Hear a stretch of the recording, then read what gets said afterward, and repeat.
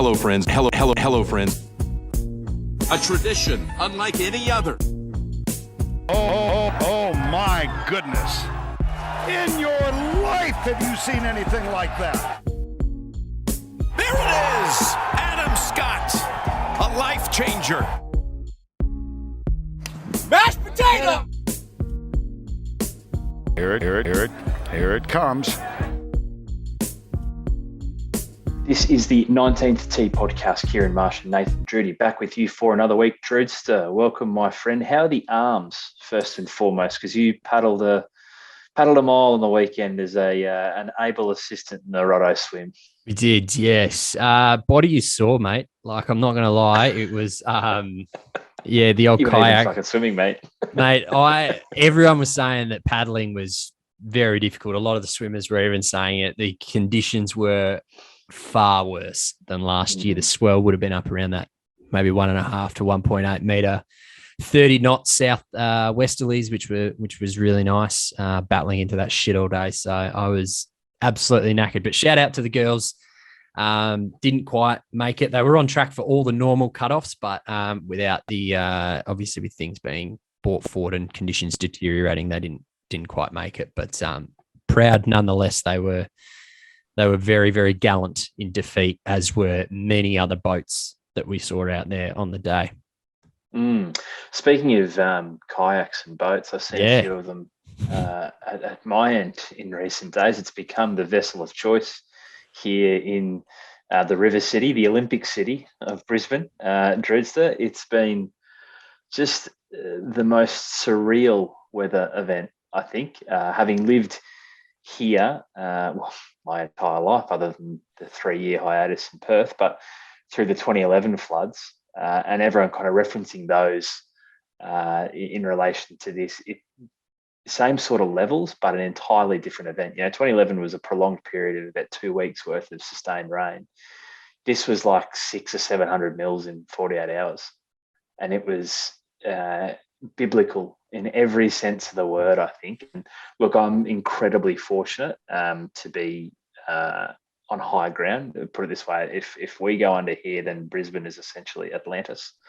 So I'm lucky, but a lot luckier than many others who, people even who lived through 2011 and didn't get a drop of water are now under water, completely submerged. So suffice to say that there's probably not a golf course in southeast Queensland that isn't affected in some way, shape or form by the floods. And to illustrate that, I noticed a little earlier, Mullaney Golf Club is closed at the moment through until March 2nd. They posted on their Instagram earlier. And anyone familiar with southeast Queensland knows that Mullaney is in fact in the Sunshine Coast hinterland. It's up in the mountains, Druids, and it suffered enough damage through the weather to be closed for at least the next 4 or 5 days. The amount of courses that I've seen, look at anything in Brisbane, just around me here, Ashgrove, Capera, Indooroopilly, all underwater. Nudgee. You look along the Nudgee, you posted that photo. Royal Queensland's underwater. All the ones along the river, the likes of the Brisbane Golf Club, Jindalee, Gales, Brookwater, I'm sure, has suffered a little bit of damage. Down the coast, you got Meadowbrook, you've got the Glades, you've got Carbrook on the river here in Brisbane. Like, quite literally, golf courses, you cannot see grass, completely underwater. So certainly feeling for those clubs and those courses, because it's not only the initial shock and the initial, inability to play and receive golf for 4 or 5 days. The recovery efforts are astronomical. And, when a lot of courses operate on a pretty thin budget, as it is from a maintenance perspective, a lot of people will be feeling the pinch. So big shout out I know a lot of courses tune in to this podcast. Caboolture Golf Club, whoever runs the Caboolture Golf Club Instagram is one of the great engagers of our social media account. And I've seen that they themselves have hit a bit of trouble in the last couple of days. So just wanted to say that we are certainly thinking about all the golf course operators and maintenance crew and members, for that matter, who will have, a big part of their lives affected for the foreseeable future as a result of the Brisbane floods. Yeah, absolutely. Absolutely, Cam. Climate change is very real, my friend. We've had 9 41-degree days this year in Perth, which is the most that we've ever had you're getting 600 mil of rain. I think Broome had 600 mil of rain about a month ago as well. Stretton Durl, one of the very good listeners, sent a photo through. So crazy shit's happening, KM. Well, when you hear once in 100 year flood twice in a decade, it's starting to become patently obvious that maybe there's a few other factors and a few other things going on. We had that rail washed away as well in South Australia. Unbelievable. Yeah. There's some shit going on, Drews, between, biblical floods, pandemics, international conflicts. It's a lot going on at the moment. Yeah. It's a lot to process and register, but hey, we just talk about golf. There was a great post from the Batuta Advocate over the weekend as well that said millennials, gear up for, I think it was, having dealt with a pandemic, something along those lines, biblical floods, and now World War III. So, been through a lot in the last week. But thoughts with everyone in QLD, KM, not great to see. Drew, so you have a fantastic chat coming up a little later in this episode with Lincoln Tighe. I wasn't able to join you for that, but as we're increasingly seeing, the ones you do on your own are tending to be the best ones. So power to you. And if your enthusiasm post that conversation is anything to go by, then I, for one, am certainly looking forward to hearing that. So Lincoln Tighe a little later in this episode, but a few bits of news for us to just get through first. First and foremost, the Athena Championship was run across the weekend on WPGA at the Sandringham Golf Club, won by West Australian amateur Kirsten Rudgley. And this is a name that you have heard us mention with increasing volume in recent months, probably, to be fair, for the past 12 months, I'd suggest. Her win at the Athena Druids on the weekend against a quality field, I think, is another huge tick in her box, another step in the right direction, and I think affirms everything that many people far smarter than you and I in the golf industry have been saying about her for a while now. Yeah, for sure. And it's interesting. Lincoln actually talks about Kirsten in the episode because he played with her at TPS last year as well, and said that he's never seen an amateur with the short game that Kirsten possesses. So incredibly high praise. We know that she hits a very long ball, defeated all who came before her. Obviously, Cassie Porter as well, who you've mentioned many a time. KM, Steph Bunky as well. So heaps of names, and of course Grace Kim as well. So leaving all behind her was Kirsten Rudgley, and it's fantastic to see. I think you look at the names that are on that, even in that semi-final list there, it's quite phenomenal, the future of women's golf in this country, Marshy. Probably more exciting than the men's side. Absolutely, and I think you kind of rattled them off there. But if you look at the pointy end, Rudgley wins over Kim in a final. I think the semi-finalists were also Davidson and Porter, two names that we've spoken about an awful lot in the past 6 or 7 weeks. Look at all these players under the age of kind of 22. You add in Steph to LPGA status, the women's game. When you consider we haven't even mentioned names like Sue O, Minjee Lee, and Hannah Green, the next wave of female talent from a golfing perspective in this country is incredibly exciting. So, awesome concept too, Drews. I really liked the Athena. For people who didn't see it, played over Saturday, Sunday. Saturday was a points-based competition with a series of individual challenges, if you will. So there was a 100-yard wedge shot. There was a kind of closest to pin. There was a greenside bunker, but incredibly difficult one there at Sandringham, also closest to pin. There was a 60-yard pitch that they'd strategically placed in one of the fairways there at Sandringham to put not a small tree, put it that way, in between the green and the pitch shot. So again, a little bit of shot shaping. Just some really cool challenges that I like to see on the Saturday for points. And then they went into kind of a head-to-head playoff scenario on the Sunday based off where they stood from a points perspective from the Saturday. So important, I think, that in between these events, we've seen a number of events now in the WPGA this summer, both standalone and then mixed in with the PGA events, that you have something to just whet the appetite a little bit, something a little bit different, And I think the Athena certainly ticked that box in terms of keeping both the players, but also the fans engaged. 100%. Yeah, really like it, KM. Something a little different than what we're used to seeing. And I just want to shout out massive to Sandy Golf Links, to be honest. Like, my goodness. Mike Cocking and the team at OCM have done a phenomenal job. And there was a great piece. I think it was written by Brad Clifton earlier in the week. And I could be completely wrong here, but for Australian Golf Digest that spoke about how he had a dream that the President's Cup did return to Royal Melbourne in 2028. And he was playing at Sandringham Golf Links, of course, a public golf course. And hitting up on him was Colin Morikawa, and up ahead was Bryson DeChambeau. And just, he was like, how great would it be to have, some level of public golf access for the President's Cup? But unfortunately, Sandringham's probably going to be used as the car park once again. So, but the course is phenomenal. It really, really is. And I don't think it's one of those ones, as we've said many times before, that I don't think it does it justice through the television or Instagram. I think it's one that you've really got to see on the in the flesh. So I look forward to doing that when we can. Yeah, phenomenal work by the team of Ogilvy, Cocking and Mead. Of course, Mike Cocking, great friend of this podcast. And to your point, like, outrageous that you get that sort of golf in Melbourne for $35, $40 to walk 18. It's quite literally maintained by Richard Forsyth and his team across the road at Royal Melbourne. They split off in the morning and the team goes out to Royal Melbourne and half the team go out to Sandringham across the road. And this is, as I said, something you can walk onto and play for around about $40 for a round of golf. So it is, it's an enormous advertisement, I think, for public golf.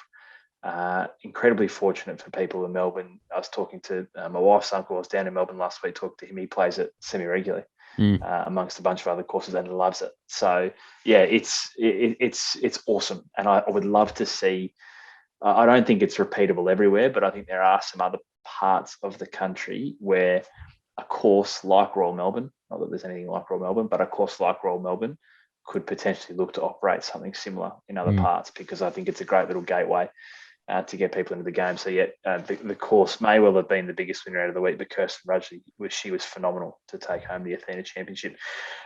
Drewster, in some other news closer to home, announced during the week as well that the winner of the PGA of Australia's Order of Merit, if not otherwise exempt, will gain entry to this year's US Open at the Brookline Country Club.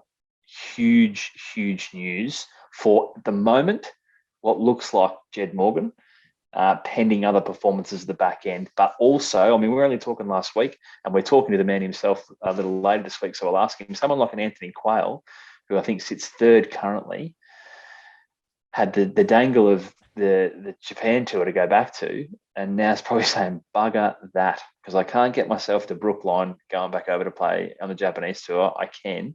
If I knock off maybe the TPS at Bonnie Doon this week, and then if I follow it up with a good performance, if not win the New South Wales Open in a couple of weeks' time, he's right in the money. So the dangle now to get this incentive halfway through the summer is huge news. Yeah, absolutely. Enormous news for, I mean, let's be honest, it's likely going to be Jed. Let's be honest. For the sake of news, we'll say there are other people still involved. But look, great news regardless of who does go. Obviously, of course, wrapping up a DP World Tour card as well, which is wonderful. And I guess, people who deserve a credit here is the PGA Tour of Australasia and Golf Australia for brokering this. They've done a wonderful job of, I guess, turning their back on the Saudis and the proposed Asian tour investment and having a stop in all of that. And we'll get to that in a moment with Phil. But it's for them to, I guess, lock up 3 tour cards and then on the DP World Tour, have a spot at the US Open and then also have 3 spots into the Open Championship out of the Vic Open is enormous. So massive pat on the back to the Aussie tour and the guys and the exec running that at the moment, because they've done a very, very good job, Kay, and we've given them plenty of knocks, but this one deserves a massive pat on the back. Look forward to chatting to Jed live from Brookline, maybe after the warm-up round a little later this year at the US Open. I'd love to see that mullet be the second mullet on the fairways there, I'd suggest, with his good mate Cameron Smith. Drewster, also closer to home, I mentioned it, Bonnie Doon, the host of this week's Players Series, hosted by Braithen Astor, of course, Series Sports Management head and good friend of this podcast as well. He is one of, if not the most passionate man in golf in Australia, I think, is Braith, and he is hosting the TPS event in Sydney at Bonnie Doon. I truly hope that the inclement weather, which is heading south and currently ravaging northern New South Wales, holds out, because this course, from what I've seen via some social media today with some warm-up rounds happening, looks an absolute picture. Yeah. No, it's a treat. It's an absolute treat. And I think we saw it last year as well. It might have been one of the very first events back, I think, was Bonnie Doon last year. So a treat of a golf course. So hopefully the weather gods play nicely and we do get a tournament happening this week. So yeah, plenty of practice rounds being had, and I concur with you. It looks fantastic. And of course, it kicks off a little round of events in New South Wales, because you've got the TPS Hunter Valley, and then you've got the New South Wales Open, as we mentioned. So a big couple of weeks coming up in New South Wales, and a lot of guys playing closer to home. You know, a lot of the New South Wales talent. Obviously, Dimi Papadatos, coming off his fantastic win at the Vic Open, I'm sure is probably staying at the Coogee Bay Hotel this week. Thanks to the sponsors. You got Gailey will be back, and I think he was just out at Dubbo for the Dubbo Open was Gailey, and he looks like he's in good form. He's hitting balls on the range. So looking forward to seeing those New South Wales guys get the opportunity to play a little closer to home. Speaking of closer to home, Drudes, the announcement, geez, it's been a bit on, hasn't it? I'm just recalling everything that's happened since we last spoke last week. In that time, it was officially announced that Victoria will host the 2026 Commonwealth Games. Why should we care about that, do you ask? Well, it's a great event, the Com Games. You and I both know that. But just going to seed this now, because there's a long time to go. What are we? It's 4 years.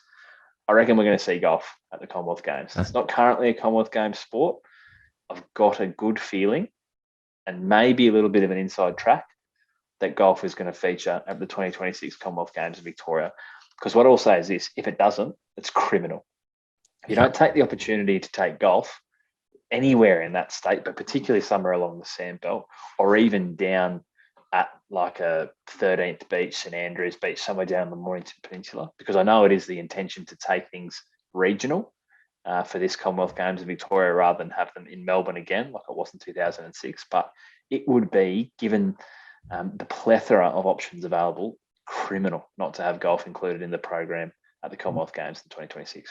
Agree. The fascinating watch. I don't know when the cutoffs are for the sports being added. I know, like in the Olympics, it's like 12 years ahead. So hopefully we haven't missed the boat on the Com Games. I feel like it might be a little bit more relaxed, but thinks it's a little more hit and giggle. I'd love for it to. I just think in that scenario, I know you're talking that they want to take it regionally. I think it would just be a massive opportunity missed to put golf on the map again in Victoria from a public perspective. Like, let's look at Sandringham Golf Links. You know, somewhere like that. I mean, it's a world-class golf course that, as we say, could certainly serve very well at the Commonwealth Games. Obviously, Royal Melbourne's a no-brainer, but anywhere throughout the Sandbelt would be lovely. Or if it does need to be regional, 13th Beach is clearly the best option. What I also think is an obvious opportunity here is to try something different, right? Like, the biggest criticism we had of Olympic golf was that it was 4 rounds of stroke play. Like, I can see that all the time. So this is a huge opportunity to have a team event, a mixed team event, a mixed tournament, just something that's not 72 holes of stroke play Thursday to Sunday. Please. Agree.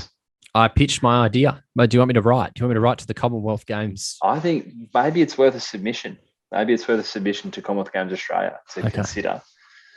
Yeah. We'll see. Why not? Right. Maybe we can. I'll pen a letter. On letterhead, we should probably develop letterhead. template branding suite, because we write a lot of letters for our cease and desist responses. Just finally, we spoke in length last week about the developments of the Saudi Golf League. Phil's had a week. Phil put out a statement, and funnily enough, we spoke about crafting statements. Whoever was on the payroll from a PR perspective for Phil earned their cash, because the statement managed to serve about 6 different masters. I thought it was incredible how he wove between apologising to the PGA Tour, his fellow players, even apologised to the Saudi Arabians there at one point, but also said that he felt vindicated that golf needed to change and he'd been a part of that change, before eventually saying that he was going to step away for a period of time. So long story short, we're not going to see Phil for a while. And speaking of stepping away, that's seemingly all his sponsors have been doing for the past 6 or 7 days, Drew. It's because I think in last count it was 5 or 6. Callaway gone, KPMG gone, Workday gone, Myers and Main gone, Amstel Beer gone. Everyone has just said catch your Phil. So there's definitely people who've had worse weeks, but probably not in golf.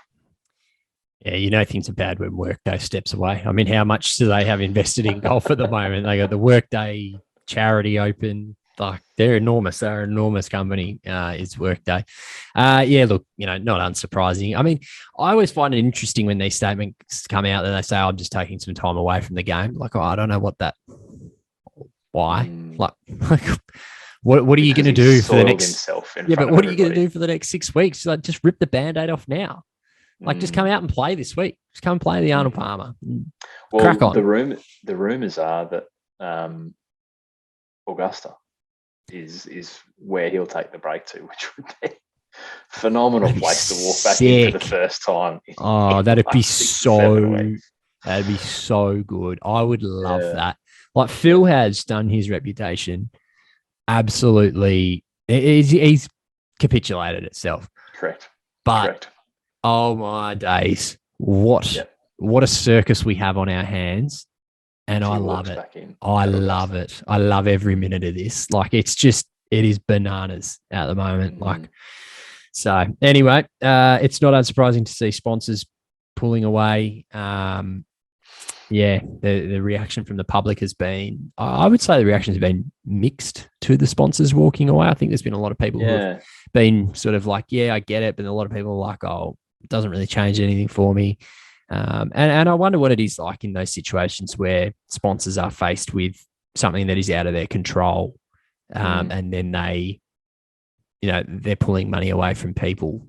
It'd be interesting to see if Bentley pull money away from Bryson, right? Or I think Brian. Yeah, I think Bentley, in many respects, and you'd know this far better than me, working closer to it from a sponsorship perspective, but in many respects, when you have someone of Phil's stature talking about an issue that transcends golf, i.e. Saudi Arabia and the Saudi Arabian government, then the move to walk away from that individual from a sponsorship perspective is very little about golf fans, and probably just more broadly, right? Because make no mistake that story a week ago was bigger than golf in terms of its coverage. It was, a leading American sportsman getting into bed with the Saudi Arabian government.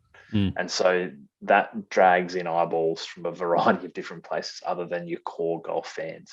And so when you're a KPMG, for instance, a global international company, I don't necessarily think you want to run any sort of risk of being associated with that individual. So I think, it's interesting. Like, for golf fans, it's probably like, oh, geez, Phil's getting cancelled. This is a bit harsh.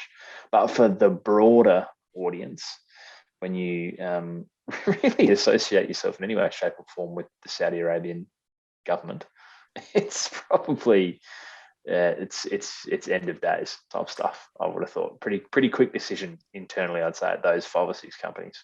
I'll tell you what, though, the only thing that got me with KPMG withdrawing is they have 3 offices in Saudi Arabia. Yeah.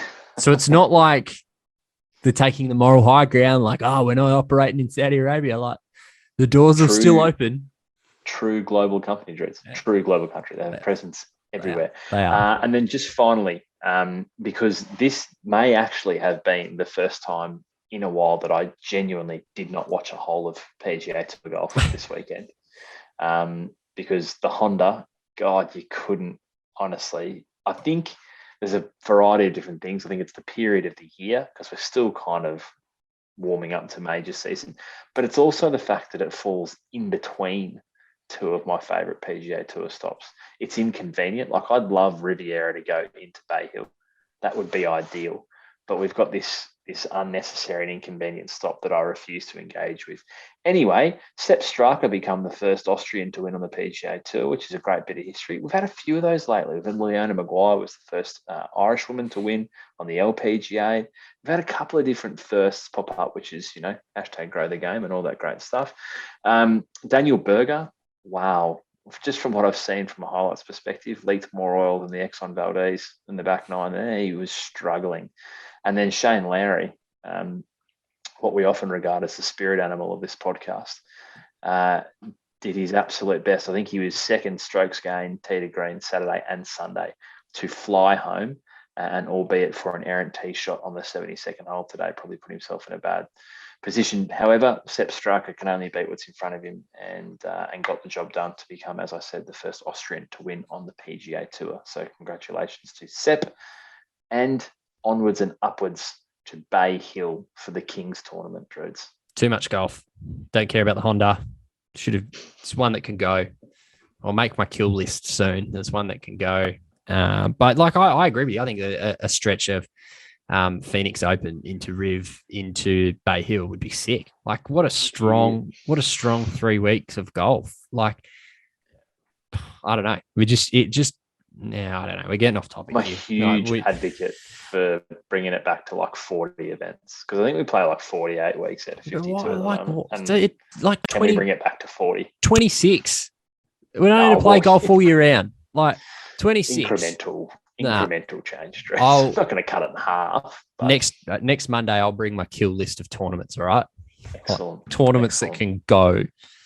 It'll surprise some people. Anyway, let's not delay any longer, because you, as I said at the top, had a sensational chat with Lincoln Tighe. You even said to me, quite convincingly, top 10 chats you've enjoyed. Definitely. Yeah, absolutely. Very, very good chat. Very funny. Lots to unpack. We talk about the impacts of the past 2 years. Obviously, we've spoken to lots of younger guys, and how, I guess 18 months, 2 years out of the game hasn't necessarily affected them significantly, but, Lincoln, 32 years old, changes things. So, plenty to discuss. I'm not going to give it all away. Just go and listen to it when we get into it in a minute. So anyway, let's get into Lincoln Tighe. Lincoln, thanks very much for joining us from a wet and soggy Wollongong, mate. Great to have you on the pod. Yeah, thanks. Thanks a lot. Excited to get a run on the podcast, mate. I hear a lot about this. So, it'll be good. Good things or bad things or a bit of both? Or? Mixed. No. I put up a story tonight on my Instagram that I was going to be on. I had a few guys say that they love your podcast and how you guys run it. So, yeah, it's exciting. Excellent. That's good. Good to hear. There are certainly mixed feelings out there depending on who you talk to, mate. So that's good. Good to hear. But how are things tracking, mate, in season 2021-22, this wraparound kind of season that we now have? Obviously, a bit of a tough start for yourself with miscuts and whatnot. But how are you sort of assessing where your game's at the moment? It's been hard, like the wraparound year and all that sort of stuff, and then coming out of COVID and lockdowns, and then back in, and then sort of trying to get it back going at the start of the year. So no, it was good. I had a decent start to the year, and then it's funny what happens in golf. Like I tell people that I help with their game, or a couple of mates and things, to not try and play swings and just hit the shots that's in front of you and things like that. And I find myself playing swings and things like that, like it's stuff that I know from 20 years ago. It's just dumb shit that you do when you're trying too hard and stuff. So yeah, it's been a bit of a learning curve again, and going back to basics and all that sort of stuff for me. But I'm excited for this next few weeks. Bonnie Doon should be good, and Cyprus and that sort of stuff. So yeah, everything should go good. Speaking of instructing, I hear that you've taken a fairly prominent young athlete under your wing by the name of Steph Kyriakou. Can you maybe tell us how this came about? I got given that tip off from your very good friend and my friend, Jimmy Papadopoulos. Yeah, I've got my new mentoring program called Lincoln Type Performance Golf. So, yeah, I take that quite seriously. But we were just taking the piss out of it the other week, and I was pretending to give some advice and things like that. And we had a lot of fun down at Vic Open, and Dimmy likes to G a few things up, and I like to G him up too. But it was unreal to see Dimmy get the win down there. Yeah, I was just going to mention, obviously, very good mates with Dimmy, and we'll touch on maybe your history in a little while, because as listeners to this podcast would know, one of our, or pretty much the only research we do is scrolling back through Instagram profiles. Wow. So that was a Don't good. Don't go too far back on mine, mate. That's what we do. We go back to the very first post. So I've got a few pulled out, a la Stereosonic, that I need to raise with Lincoln Tie. But just tell us about that. I guess, seeing Dimmy win down there, such a popular figure of the Australian tour. It gets him some fantastic rewards, obviously, not only a trophy and some great check boxes, a bit of extra cash for him. What's that like to see such a close mate winning one of the biggest tournaments that's on this calendar anyway? Yeah, it's unreal. I sort of, I played average and missed the cut, and then I sort of tried to stay around on the Friday night and, hang with him and things like that, because I had a hit with him in the practice round on Tuesday. And I said to him, you're ready to go. Like, normally Dimmy's ball striking is okay and his chipping and putting's unreal, but to see his ball striking, his driver where it was at, was unreal. It's the best I've seen him hit it. So I said to him, I think I had 3 under for 9 holes and he had 4 under. And I thought, shit, I can't play any better than that. So I said to him, mate, you're ready to go. I said, you're on this week. So, it was good to see him have a go. And, I put a bit of superstition in his head when he had that 7 under or whatever he had in the first round. I said, we went to Macca's and had a ham and cheese toastie and a coffee when you had 7 under. I said, let's do that today for the 3rd round. So we went and did that. And we just go and talk some rubbish. And it was great to see him go well. And I actually said to him at probably 3 a.m. last Monday morning when we were out in Melbourne and we were all pissed and everything. I said, mate, no one deserves it any more than you do. So he's one of the nicest blokes out there, and he's such a hard worker, and I'm really proud of him. What were the celebrations like? I wasn't down there after he won, so we waited a week, and we actually had one of our good mates' weddings last week. So all the boys were there, and we went out afterwards in Melbourne, and I told him I owed him a few drinks, so I tried to bury him with vodka lime sodas, and I think I got him pretty good. So yeah, that was good. The old vodka lime soda. Yeah, I get him on those. Jimmy really strikes me as a vodka Red Bull kind of guy. I don't know why. He's a pretender, mate. He thinks he's vodka Red Bull, but he has 3 vodka lime sodas. He's on the ground.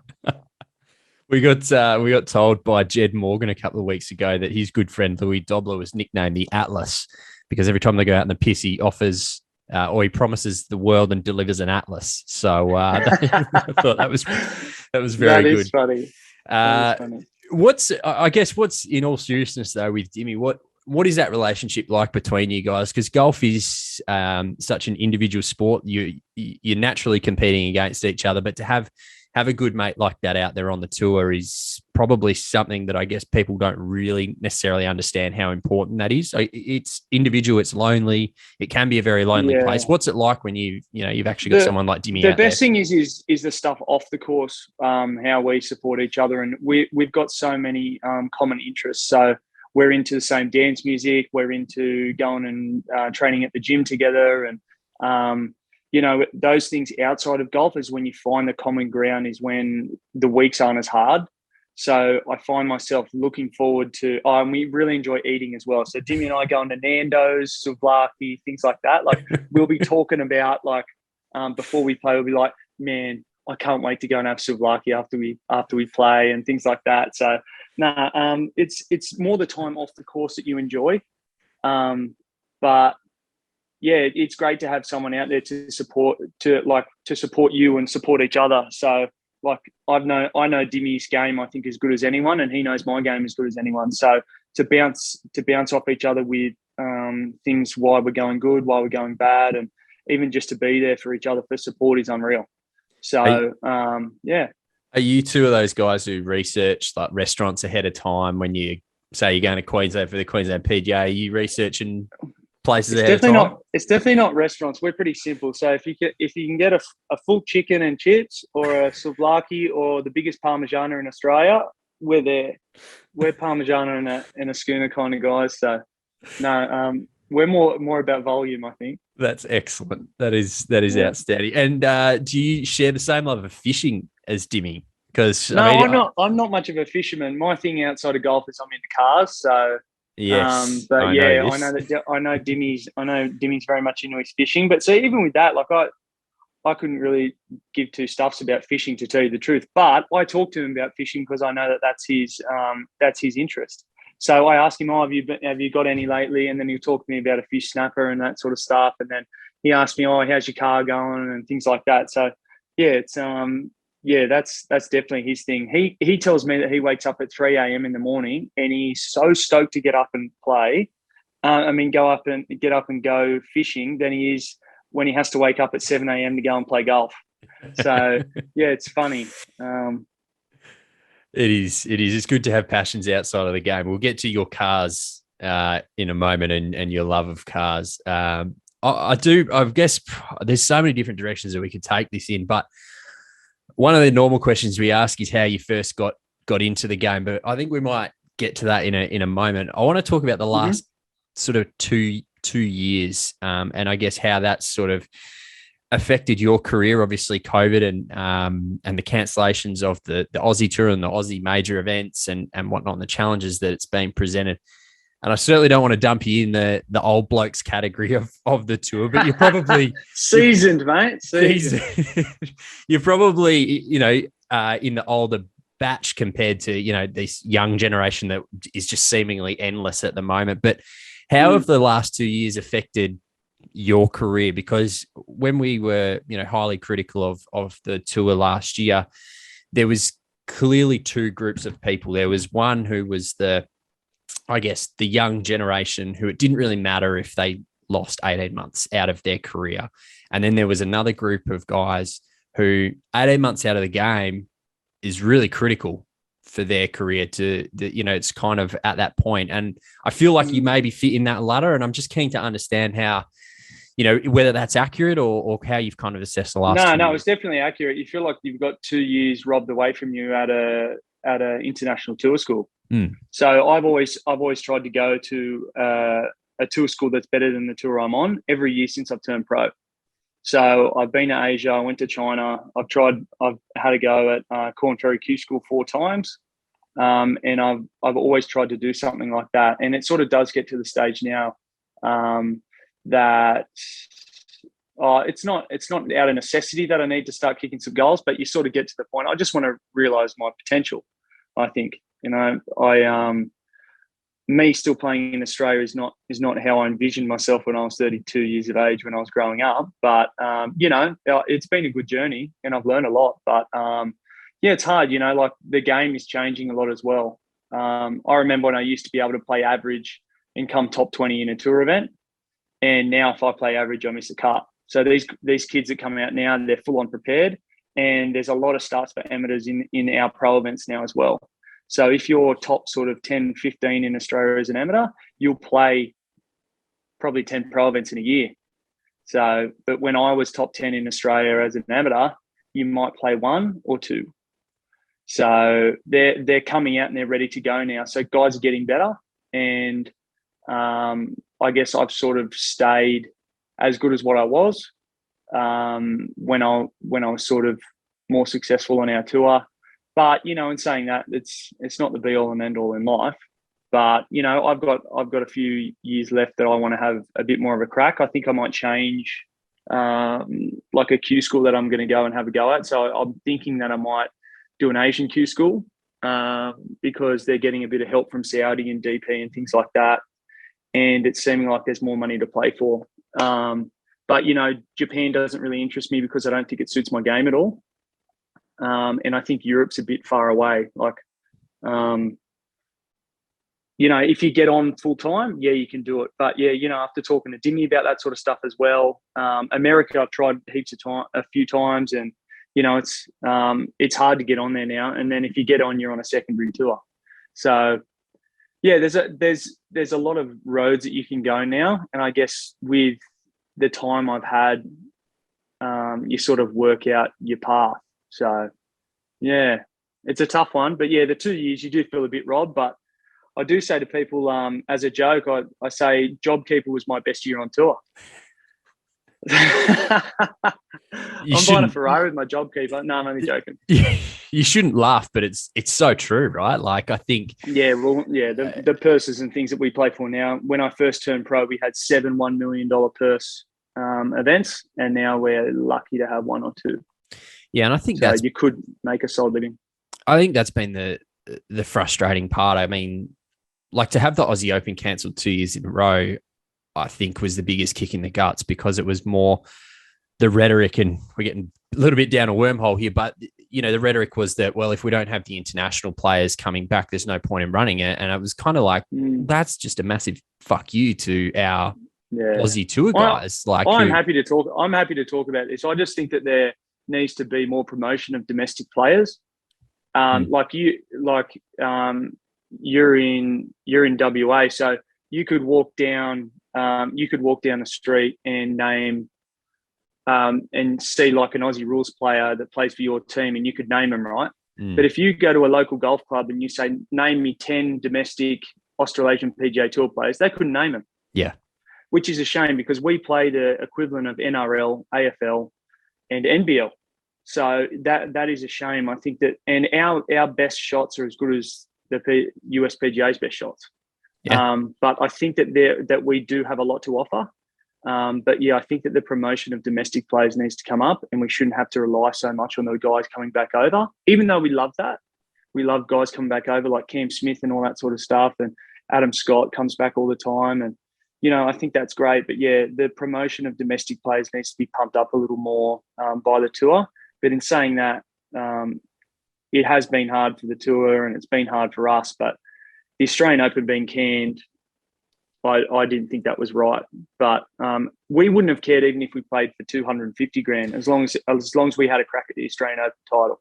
Yeah. So that's what I don't like about it being robbed away. And I also don't like how we don't play the Australian Masters anymore. Like, I used to grow up and watch Bradley Hughes and all those guys put on that gold jacket at Huntingdale, and I've only played 1 or 2 Australian Masters.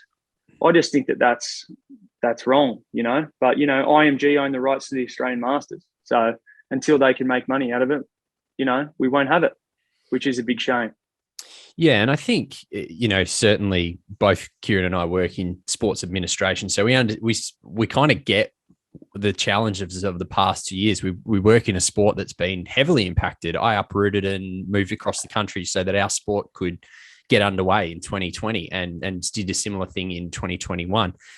And it just seemed like every other sport was moving forward with some sort of COVID contingency plan, but golf wasn't. And when you're playing for the purses that, as you mentioned, they're not the purses that they were 5-10 years ago, particularly. Yeah. So I guess the challenge, like for you guys, is how do you earn an income, right? You've got 18 months out of the game. You're not playing competitive golf. You've got no status to go overseas, and it's hard to earn an income. So I guess that's where our frustration came from. Yeah. No, it definitely was hard. JobKeeper made it easier, but, I enjoy going into my dad's jewelry shop and selling some jewelry and, having a chat and talking some rubbish and geeing my old man up. So, yeah, I don't mind doing that once or twice a week. So, yeah, that was good to do. But, it's funny when it gets taken away from you, how excited you get to go and play a tier 2 event before, whereas before you'd sort of be dragging your feet because we had 15 of them in a year. But, it's puts things in perspective. I still do maintain that we're lucky to do what we do in Australia and play in Australia and play events and things like that. But, having the 2 years off was hard. I guess what's been some of the biggest changes that you've seen on the tour since, you first started? As we've mentioned, you're seasoned, using your term. What's been some of the biggest changes that you've noticed in the tour? I guess off the bat, I'm sure there's probably like distance, like all of those golf specific things and prize money and all of that sort of stuff. Like, is there just sort of some themes that maybe you can paint that have changed over the years? The themes I can see now is that amateurs come and there's no fear anymore to play with a pro. Like I remember when I was one of the best amateurs in Australia, I'd come and play with a pro and I'd think I was out of my depth. They come now and they just don't give a shit. Mm. They don't care what you've won, what you've played, how you played. They are so ready to go now. And that's a credit to a lot of these amateur bodies, like Golf New South Wales and Golf Australia. They have these guys ready now. When I was just coming through at New South Wales Institute of Sport, they were just sort of trying to mold us into the complete golfer. So that was just coming in, and that was, all based around Tighe's impact and that sort of stuff, and, doing everything off the course to make you play good on the course. But these guys are ready to go now. And they can come out of the gate and shoot 65 and no one scares them. But, you see that all over the world now. But, there's no fear anymore for the young guys, and they're ready to go and ready to win events. Like you saw Jack Thompson the other week and a few of the other guys like that, they'll just win now, no problems. The second thing I see is, as you said, is length. Like when I first turned pro, there was no one within 30 metres of me off the tee. I was the longest on tour easily. And now I think I'm still the longest on the tour. I'm going to maintain that until someone wants to have a crack at the title. But there's definitely guys coming in now. Josh Armstrong, guys like that can move it as well. And even some of these younger guys, they'll come and they'll be 80 kilos, 5'10", and I'll be 15 meters in front of them. Whereas I used to be able to hit my 2-iron past most guys in the field. So, but see, back in those days, I was sort of always into my gym training and stuff off the course, and that was a big interest of mine. And no one was really doing it as much in Australia, anyway. But it's sort of, they're all becoming the well-rounded pro now. It's definitely different, but it's good. Pushes me. It is amazing, and you've got to give credit to Golf Australia as much as we just gave them a little rap over the knuckles there. It's kind of a theme on this show. I'll give credit when credit's due as well. Mate, they are producing some genuine talented golfers, and it's amazing. I think that fear that you talk about is so true. I liken it to, I don't know if you've ever skied before or snowboarded. Like you watch 6 and 7-year-old kids snowboard or ski down a mountain and they fucking bullet a gate. They don't care. They just go for it. Whereas 28-year-old me, I'll be like, oh shit, there's a bit of a bump there. I might just be a bit more careful. It's funny. Like You can put it down to as well, these guys don't have any scar tissue yet. I heard Nathan Green say that one time to Dimmy about someone, and they said, they've got no fear because they haven't slept on the ground at a pro-am at the back of Rockhampton on a mouldy floor and that sort of stuff. They haven't done that. They haven't missed, 8 cuts in a row overseas, or they haven't had their ass hanging out of their pants and having to borrow money off people. That sort of stuff can shape a sportsman. So it's great to see those guys out there doing that. But I think having great preparation from Golf Australia and Golf New South Wales and things like that is there. But definitely there's no scar tissue there yet. So that's why I'm always interested to see how the guys keep going. Exhibit A with Kirsten Rudgley winning the Athena over the weekend. Amateur from WA. Yeah, I played with her maybe 2 years ago at the TPS, and her mum was caddying for her, and I'd never seen a girl have a short game like that, touch around the greens, especially an amateur. That was unreal to see.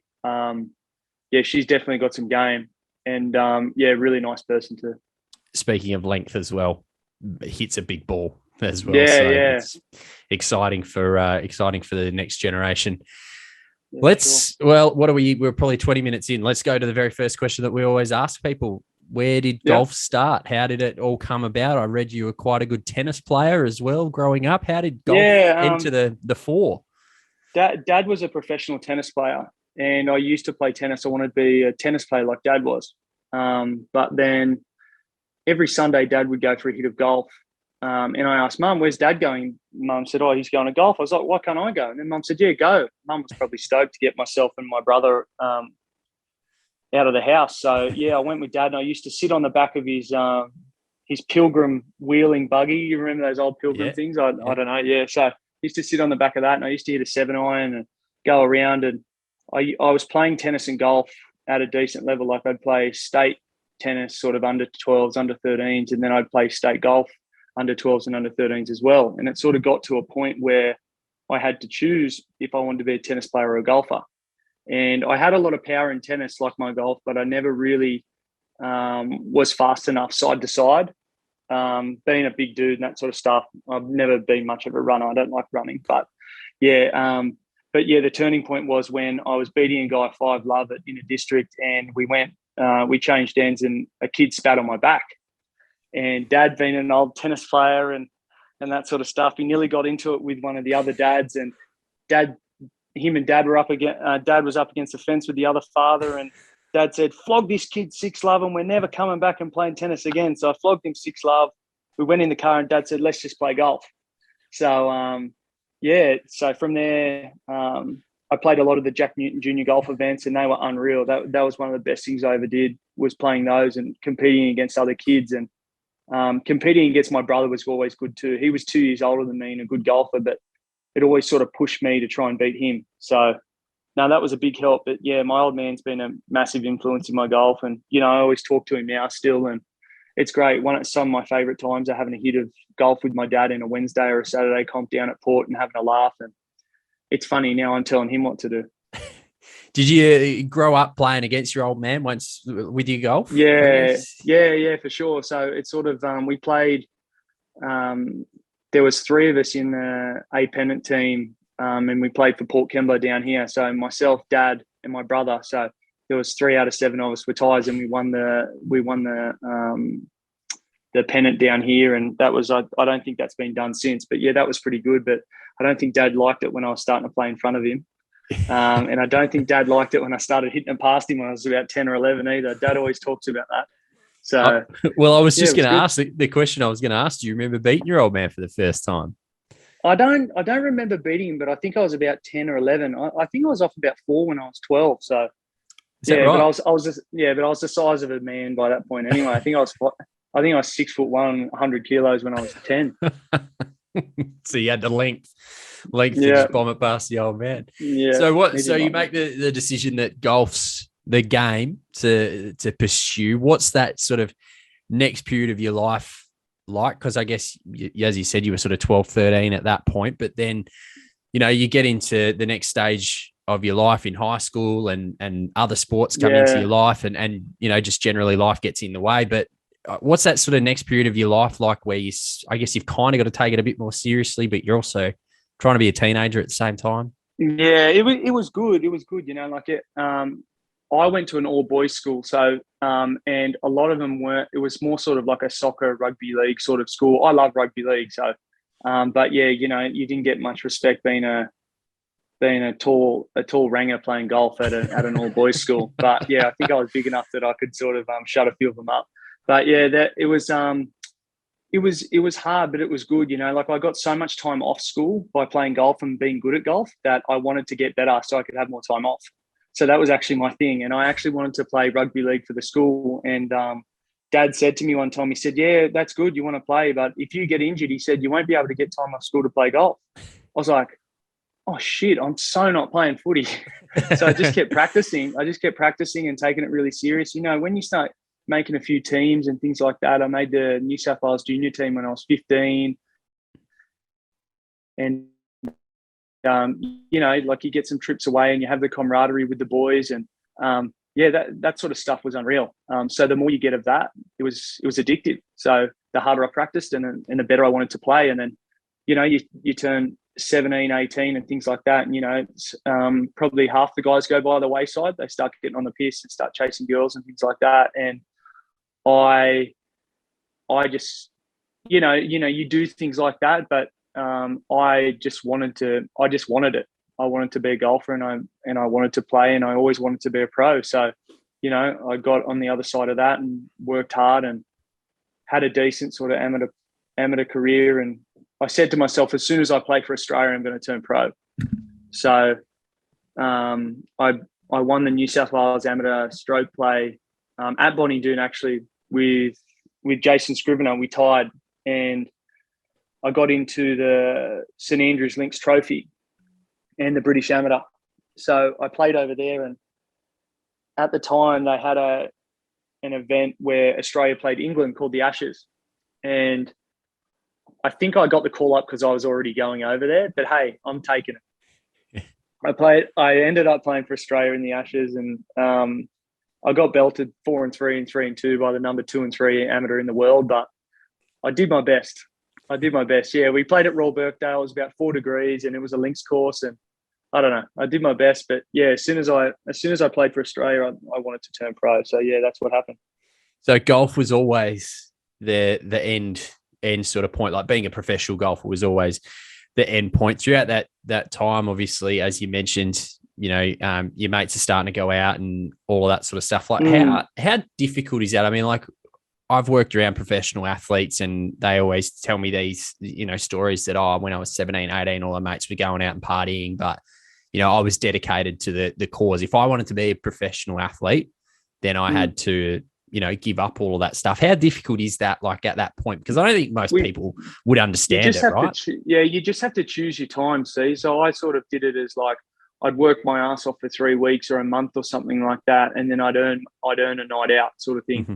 Or, like it gets to the point where you're playing so much that your best mates are golf mates, which is how my mates are now. We've got a really close group of mates called the Chines, and there's 8 or 9 of us. And, we're all golfers or ex-golfers, and we're all the best, super best friends, and we all hang out. But it gets to a time where you're going out, turns into maybe after a tournament on a Sunday or something like that. And then, you work your ass off and play for 3 weeks straight, and then you go for a beer with the boys after you play. So, that's how I sort of got around it. And then you're hungover as shit on a Monday, and then you just try to get it ready for the Thursday again. What's that's a real interesting one that you've got your group there that you play with. I mean, you've been a professional golfer for quite a while, but are you still able to enjoy golf with your mates like that? Like I find it fascinating at times. Like I wonder if you and I went out and played 9 holes, would you?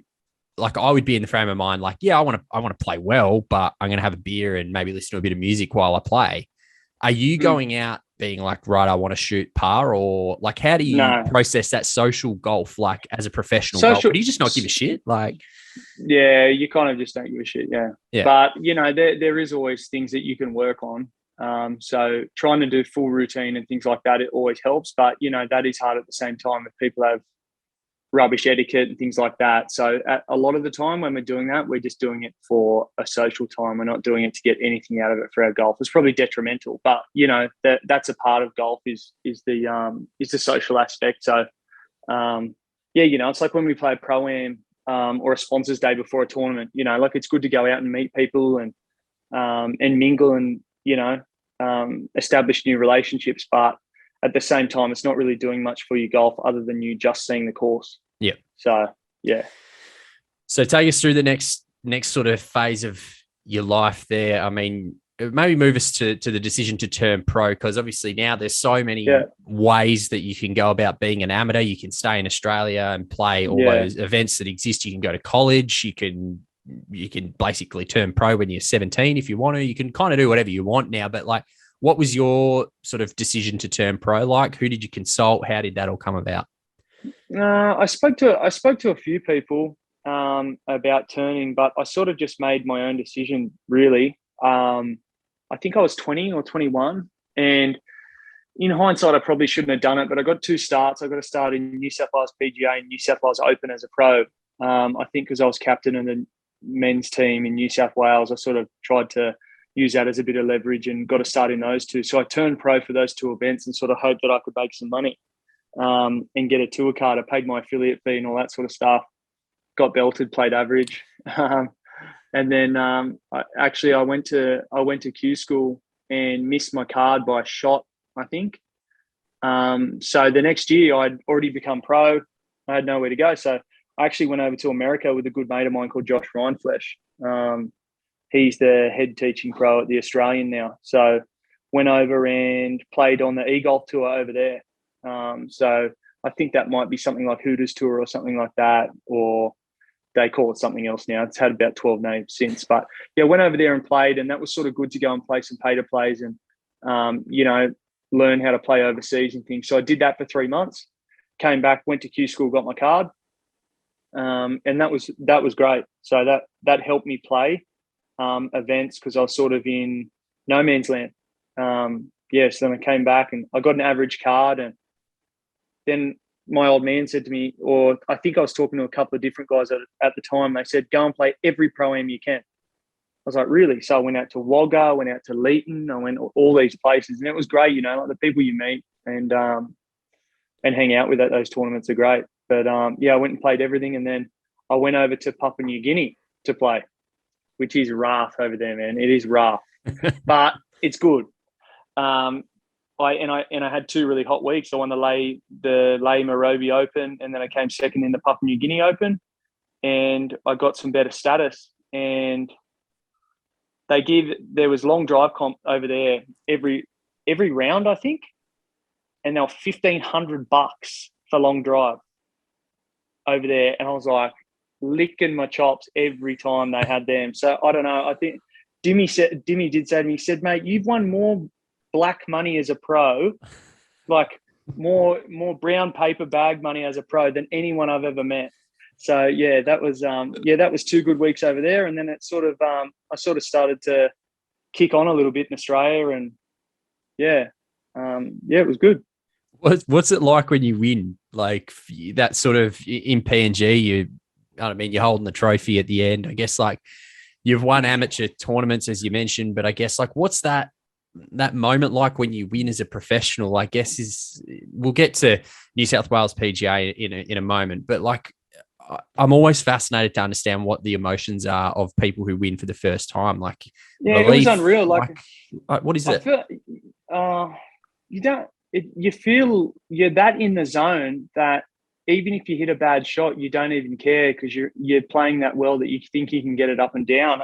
A shot sticks in my mind at Lae and Morobe Open, which is there was good players playing over there at the time. You know, like I played against Josh Younger down the stretch there when I was, you know, first or second year as a pro, and I knew that he was a gun. And I hit this 5-iron off 17. It was a dog fat block, horrendous, 30 meters right of the green on this par 3. And it didn't even worry me at all. And it had the worst line, everything like that. And I just looked at the shot and I hit it to a foot. And it's just like, you know, when you're on. So we went up the last, I hammered this drive, I don't know, with everything I had, and I pitched it on and I 2-putted, and it was all done. And I thought, how good was this? Like, and you sort of, it's like you're playing without any thought. And it's really funny how people say, oh, you know, they talk about in the zone, that sort of stuff. But there's been 3 weeks in my life where I've played in the zone, and, you know, like the shots are hitting themselves, which is unreal. But yeah, it is funny. The less you think and the less you try, the better you play, which is such a stupid sport. But yeah, that's it. It is. It's exactly like that. Even for amateurs who are listening to this would be thinking that exactly. 2014 New South Wales PGA Championship out at Riverside Oaks, a 1-shot winner over Scott Arnold, 19 under par.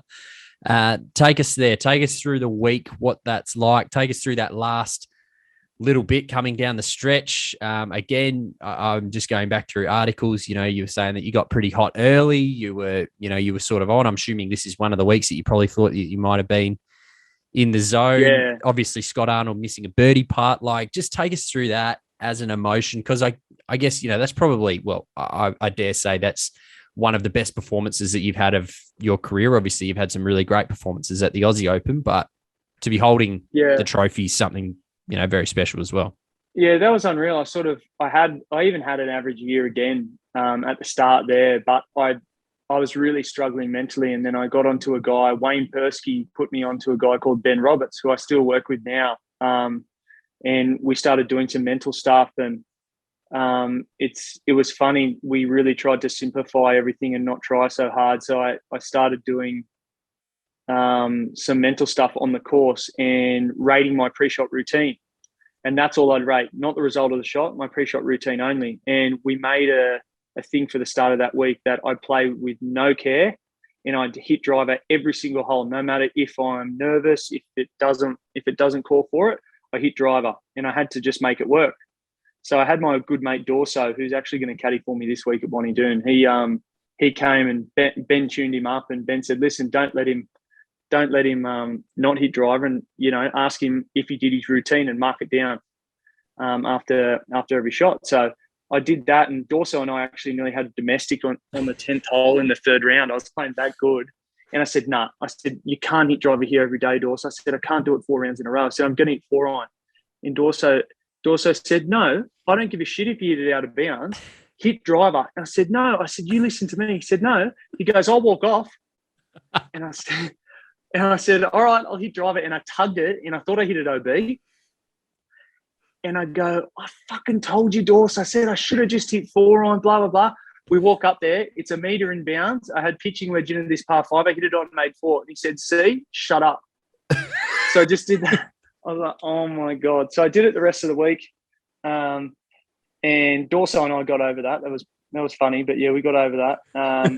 And in the last round, I got hot as anything, got hot early, and actually missed a few putts. It was like I was playing on autopilot. It was unreal.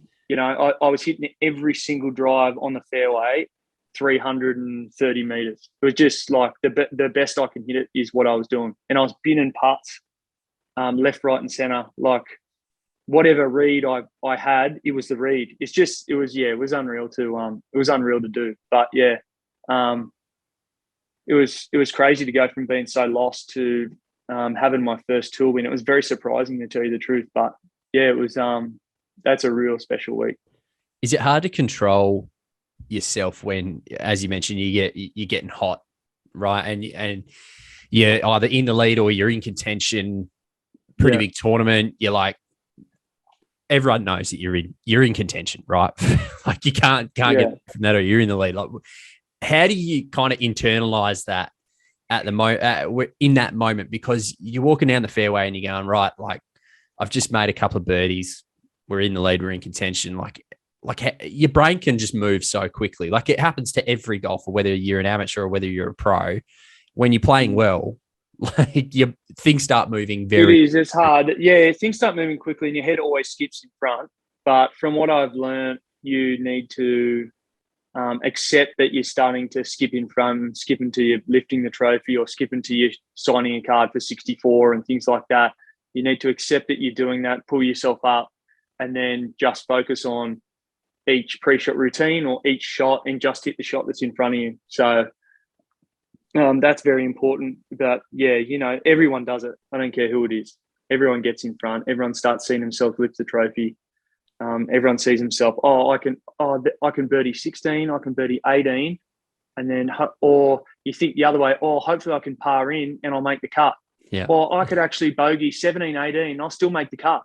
It's funny, the things you think, they're so defeatist and rubbish, but that's the part of being a sportsman, I guess. Moving forward to 2015, and I guess by points won, your best finish that you've had were in your career, the T5 at the Aussie Open. Quite a phenomenal week, I guess, won by Matty Jones, and who was a shot ahead of Scotty and Jordan Spieth as well. I mean, how does that week what's the build up to that week like? You're playing in the Australian Open. It's something that is, I'm assuming that you've grown up idolising. It's one of the great tournaments that we have, not that we've seen it for a couple of years, as we mentioned, but what's that week like? What's it like finishing T5? What are your expectations going into that week? Like just give us paint us a picture of all of that. It was funny. I was going back and forth to America so much at the time. So I got through first stage of Q school over in Atlanta. So I went to Atlanta. I got through first stage of Q school. I came back. I played 2 events, and then I went back to Dallas to TPC Craig Ranch for second stage. I got through there. I birdied the last 2 holes to get in, I think at 22nd or something like that, to get into finals. So I came in hot. I had an okay week at the Australian Masters, made the cut, didn't really get much out of it, but I felt like I was playing good.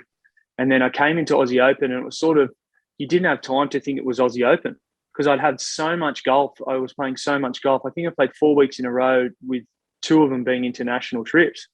So I came in and I just sort of rolled it in, and I don't know, my timing was unreal. Like that first round when I had 5 under, that's the worst I could have had. Like I was I couldn't hit it any better. That's probably the best I've ever hit it in one round. 5 under off the chocks in at the Australian in an Australian Open was pretty serious to start. So I had a few of my mates that got on me for first round leader because there was a bit of hype going around with how good I hit it in the practice round. So I had a few mates that might have built a pool or something out in their backyard because of that. But yeah, it was it was unreal. And then to keep going through the week, I really do think that if you could have taken my brain out of my head and maybe taught me how to handle the media and 50,000 messages of people telling you, I remember when I helped you that time and I gave you that putting tip and blah, blah, blah. And, it was sort of when Facebook wasn't as active as it is now.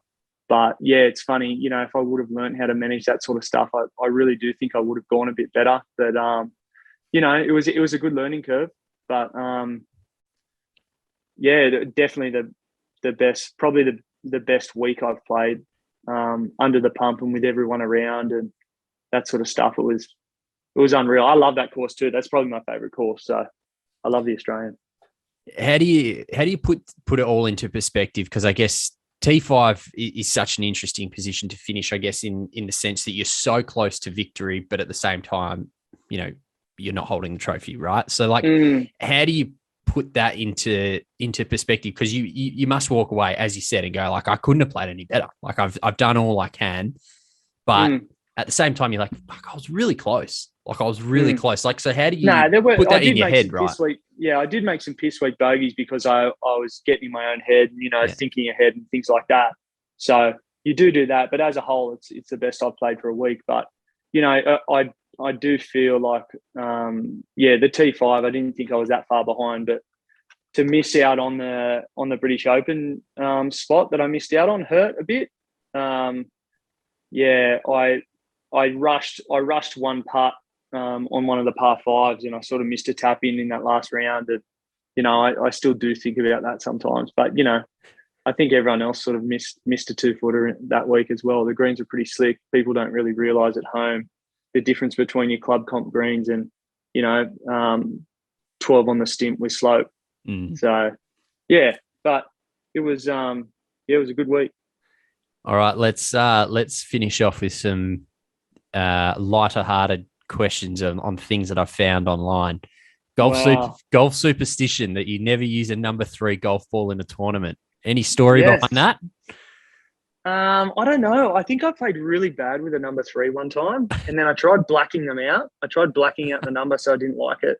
But I'm that superstitious sometimes that if I'm playing shit, I'll pull out a 3 because I think that the 3 will break me playing shit. So, and now I try not to have a tee that looks different because then I start to favour a tee as well. And then if I hit a shit drive with that tee, I'll throw it away because the tee's fault. So I started using those tour tees now. I'm a tour tee guy, so I'm using them, and you can't tell the difference whether. There you go. That's right. Yeah. So you can't tell the difference whether. And I only need one in my pocket because I can't break them. So I don't have the superstition with the tees anymore. But yeah, the number 3 thing, that's a go, mate. I just stay away from them. I just pull whatever number out of the box. I don't care. They're dog shit. Stay away from the 3, mate. That's a tip of mine. When you're playing off 21, mate, I don't think it's the ball or the tee's fault or I'm telling you, you would be the most solid 19 handicap if you didn't use 3s. All right, I'll note that down. You once met Alice Cooper at a golf course in Charlotte. Tell me about Alice Cooper. Yeah, that's when I was playing those e-golf tournaments over in America, and Josh and I were playing a tournament, and I saw this old guy with long black hair hitting around, and I go, Josh, that guy's famous. I'm telling you, he's famous. Josh is like, yeah, maybe. And then I said, stuff it. I'm going to hit a drive over on their fairway, and I'll say, sorry, I've tugged it. So I hit a drive over there, and I go, oh my God, Josh, that's Alice Cooper. He said, you're kidding. And he still had the black eye makeup on. No. And he's playing golf with the black eye makeup on. And the drummer was there too. I forget what the drummer's name was, but yeah, he was playing as well.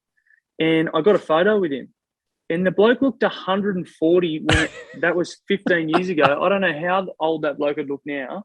But yeah, he was a really nice guy though, and he absolutely loves golf. So that was pretty cool. He's probably only about like 65, 70 or something like that, but he does he looks probably triple that. Now, I reckon.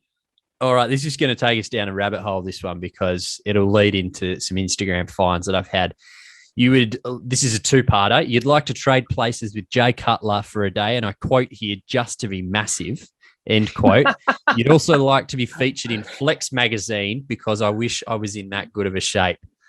Oh, wow. You're really getting into my early 20s here. These are 10 years ago minimum. I don't know. I got a bit of an interest in training and things like that. And Jay Cutler was my favorite bodybuilder. So I used to always idolize him and things like that. So no, you're definitely taking me back to the Jay Cutler Ziz days and that sort of stuff. So yeah, they were the days, mate.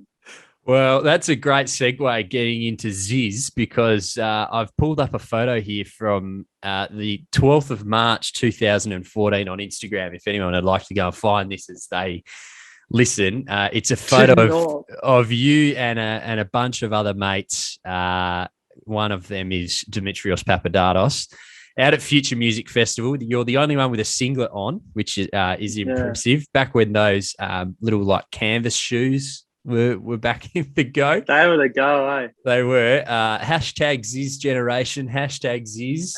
Hashtag Muzzin is my favourite there, Link. Damn right. Damn right, mate.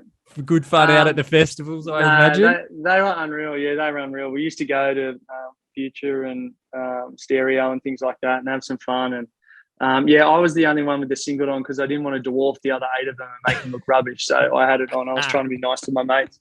But yeah, no, we used to have some fun. Dimmy and I have always been into our dance music and stuff, and it's something that we've always been keen on. And we've gone to the festivals and seen Hardwell and gone and seen Swedish House Mafia and things like that. So yeah, we've always had some fun. Who's the best act you've seen live? Swedish House Mafia were phenomenal. I reckon Stereo, it might have been Stereo Sonic, or maybe even Future Music a few years back over here in Perth. I remember seeing them, and just before they broke up, and it was unbelievable. I think the best I've seen live was that's funny. When I went over to America before that first in 2015, before that first stage of Q School, I went to Vegas for 2 nights with my mate Gliso, and we went to Wet Republic and Tiesto played. And when we're at Wet Republic and Tiesto was playing, and we're having a Muzz mucking around, and then these Irish guys were in the VIP, and they said, "Hey, where are you from? Are you Irish?" Because I'm red hair and all that. And they go, "Are you Irish?" I said, "No, I'm not Irish. I'm Australian." They said, "Come up here." So I went into their VIP. I was legit 8 feet away from Tiesto, and he was pumping everything he had, and that was the best I've ever seen. Was Tiesto at Wet Republic, but probably after that was seeing Hardwell at that Future was pretty serious too. He ended the night. So yeah, they're 2 of the best acts I've seen. You haven't aligned a golf trip or tour school with Tomorrowland? It's always been our dream, mate. It's always been our dream, but I think I'm getting a little bit old for that now. I don't even know if it's still running. Surely it's still going. It's still running. Don't worry, mate. I still keep my tabs on Tomorrowland. No. That's always been a dream. Or Ultra. Yes. I've always wanted to go to Ultra too, but yeah, I don't think that's happening. I'm getting married in 3 weeks, mate. You can't be talking to me about Tomorrowland and all these things. I'm shut down now. It's over. First dance song, Tiesto, something like that. Yeah. Put that on the list. We're gonna have a bit of dance music there. Yeah. My girl's into that sort of stuff too. My girl's got more muscles than me, mate. She's into the gym and into the dance music more than me. She's a beast. So if there's not enough photos of either you or Dimmy without his shirt on your Instagram profile, then it's closely followed by cars. We had Louis Dobler on the pod, who is a self-confessed rev head as well. So there's going right back to the days. I think I'm looking at a Mitsubishi Evo by the looks of things. And more recently in life, I reckon I have to scroll a fair way back here. I think I've seen a Subaru WRX as well.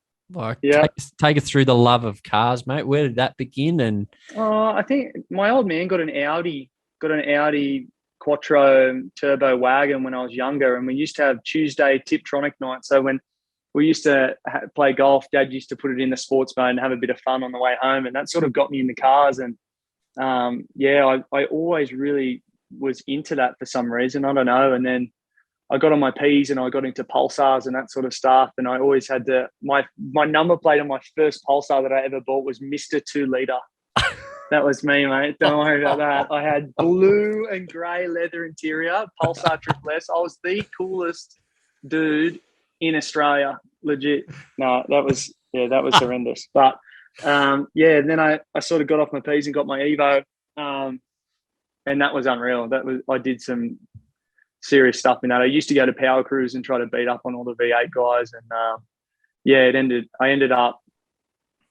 I made the engine have so much power that I broke the driveline all the time. So I broke the rear diff and the gearbox in 2 months, and I had all this, and I had no money left in my account. So I thought, you know what, I can't do this anymore. So I sold it, and then I missed it too much. So I got my WRX STI, and then I vowed to my dad that I was going to leave the stock turbo on it, and I was going to leave it stock and just have some fun. And now it's ended up as a 450 kilowatt monster with animal number plates on it. So yeah, that's me, mate. Well, you and Louis can talk about cars next time you see him. Louis learned all these car stuff from me, mate. Probably, exactly right. Yeah, no, Louis is a good mate of mine. So yeah, we talk about cars. He's into that V8 rubbish. I don't know. I've never seen them. They're already so far behind me, 5 car lengths back. So I'm not really into them. But yeah, no, I love all cars. Last question before we let you go. We've got some very good friends in Simon and Blitz Golf as well. You've played in some Blitz Golf events, I believe. Or I think, I'm not sure if it got cancelled at the time, but plenty of it on your Instagram. We've been massive supporters of this. We think it's a wonderful, different format of the game, something that the game so desperately needs. For sure. I guess, Blitz Golf, what's your take on it? And I guess, obviously I think that as well. The future of Pro-Am sort of has to start leaning towards Blitz Golf. I think the concept's unreal. I went and played How Long Blitz the other week. Like, it's in the middle of nowhere, How Long. And that is the best conditioned track I've played in country. Were we still in New South Wales there? Yeah. I don't know. Think so. Yeah. Yeah, country New South Wales. Yeah. So I went to How Long and played that event, and the vibe at a Blitz event, it's serious, but you can still talk to the crowd, and having the 6-hole splits and then down to 3, then down to 1, I just think is unreal. So I'm a huge supporter of Blitz and what Simon's doing, and I think it's unreal. Timing and all that sort of stuff isn't really lining up at the moment for me to go there, with me helping organise the wedding and getting married and things like that. But I think that Blitz is definitely the way of the future, and I want to see more of them. And I think that more clubs should take it up, because it's great for members to come and hang out with pros and get up and up close and see how pros play their course and have some fun as well. So yeah, I'm a huge advocate for Blitz. Yeah, we love it too. Hopefully we see more adoption of it. Promise, last question. What is the plan for the rest of 2022? Obviously we're pretty well, I guess we're over halfway in the Aussie season at the moment. What's the rest of the plan? Yeah, we got a few left. So I've got Bonnie Doon and Cypress Lakes to play, and then I'm missing New South Wales Open Week because of our wedding. I'm getting married New South Wales Open Week, so that hasn't matched up. We booked it 2 years ago at a venue, and that's when the wraparound year didn't exist. And then the wraparound year came, and they put a 400 grand in there. So yeah, not ideal for everything, but I think I'd rather be getting married. So doing that, and then a couple left, and then as I spoke to you before, I might try and do an Asian Q school, and hopefully they might even have that first stage of European Q school down at Rosebud if they bring that back for DP World Tour. So if they do that, I might try my go down at Rosebud at first stage, and then if I get through that, you can go over sort of 2 weeks in a row to Europe. But we'll see how it all pans out. I'm not sure if I want to go back to America this year. I want to try something different. So we'll just see how it all goes. But there's a lot going on. But it's all exciting. We wish you the very best of luck for whatever path you choose. Wish you the very best of luck for your wedding as well. 2 years in the making. It's obviously been a long time coming. So best of luck for the rest of 2022, mate. Thanks for jumping on the 19th tee, having a chat to us, and hopefully we see you out at the course very soon. Sounds good. Thanks for the chat.